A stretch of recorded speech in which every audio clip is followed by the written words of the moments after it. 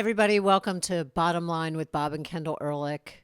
We had a particular show planned for today, but it's been a terrible news day here in America with the shooting death of Charlie Kirk.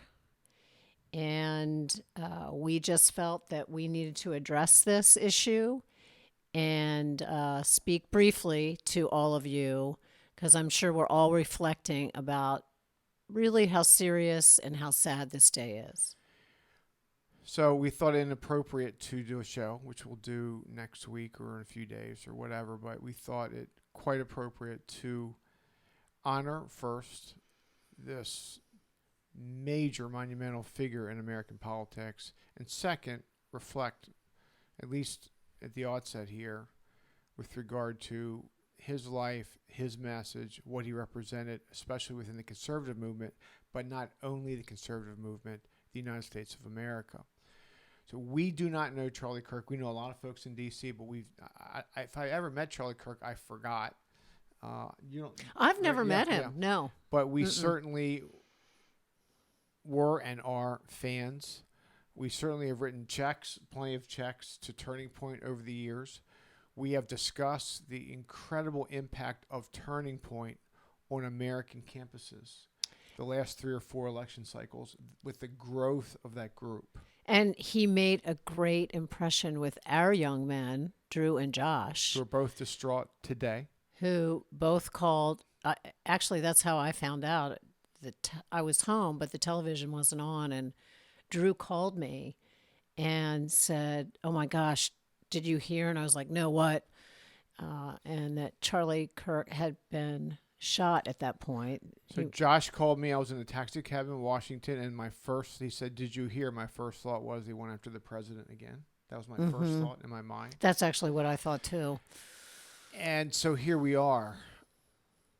Charlie Kirk was not college educated, which is hard to believe. Just 2 or 3 nights ago, I watched his latest debate at Oxford, wherein he would take on all comers, as he did on college campuses throughout America, and just, in a very civil way, destroy the opposition through sheer intellect, through sheer knowledge, through Facts. a little bit like Newt Gingrich, in the sense of the ability to marshal history on his side, and then whammo.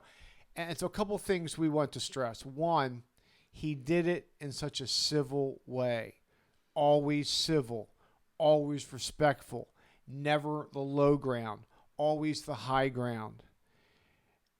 In that sense, he was a great model for young people like our sons. Our young men, Our yes. young men and young women around the country. So that's the first thing we wanted to talk about. The first point we wanted to make, the civility that characterized him. And secondly, what you can do without a college education. We just found out, I did not know, you did not know, babe, he wanted to go to West Point. I know, I did not know that. Was rejected. He said, forget that. I'll self-educate and grow this tiny little group called Turning Point. And you can certainly make the argument that Turning Point has been an essential element of both Trump victories. No doubt about it.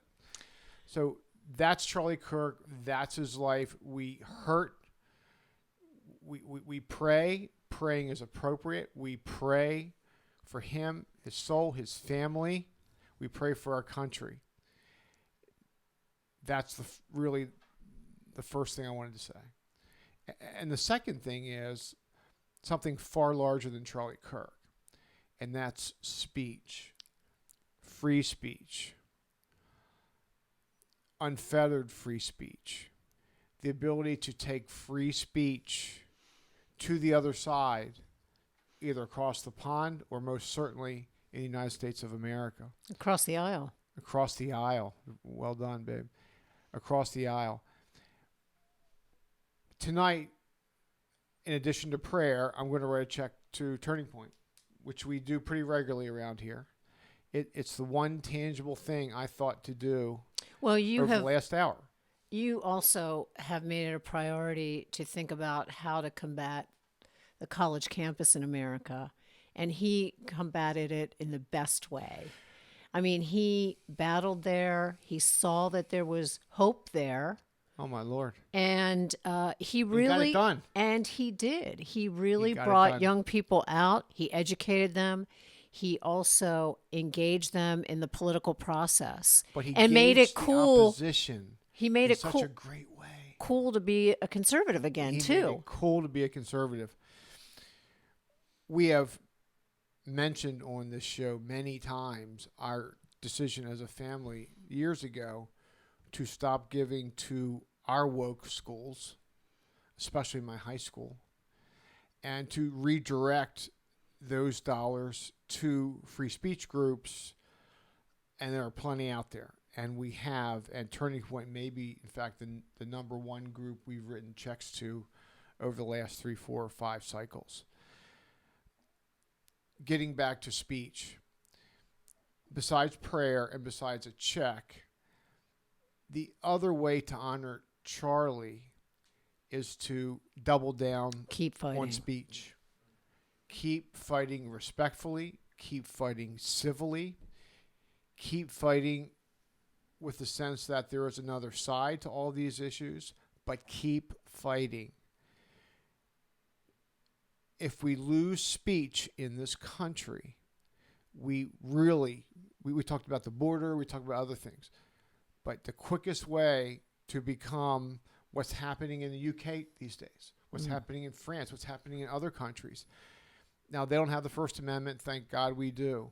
But to the extent you lose speech and the right to dissent, to have your own opinions, to shout it out from the rooftops in this country, you literally lose this country. You have something, but you don't have the United States of America without speech. The best way to honor this really wonderful person, this great man, is to double down on speech, whatever that means to you, respectfully. Also, the right to assemble. They're talking about how this occurred outside and that there's a drive to push people inside and not be out and not be free.